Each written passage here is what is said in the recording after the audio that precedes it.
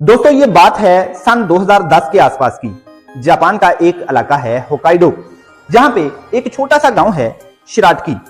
वहां एक railway station था जिस गांव की आबादी बहुत थोड़ी थी और उस रेलवे स्टेशन पे आने वाली रेल को बहुत थोड़ी सवारियां पड़ती थी। कभी कभार तो उनको खाली ही जाना पड़ता था। 2010 के आसपास जब रेलवे कंपनी ने यह फैसला किया कि यहां से अब हमें रेल बंद कर देनी चाहिए, तो उनके सामने एक वाकया आया। वहां से सिर्फ एक लड़की रोजाना कुछ दूर हाई स्कूल में पढ़ने के लिए जाती थी और उसका उस रेल के अलावा जाने का कोई और जरिया नहीं था।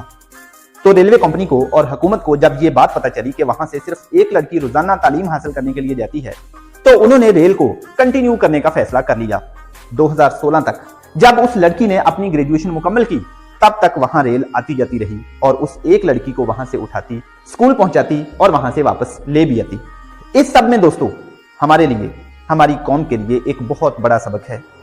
जब रियासत ऐसे मां बनती है तो फिर बच्चे भी ऐसे ही ताबेदार बनते हैं, ऐसी ही ताबेदार कौम बनते हैं जैसी कि जापानी कौम है।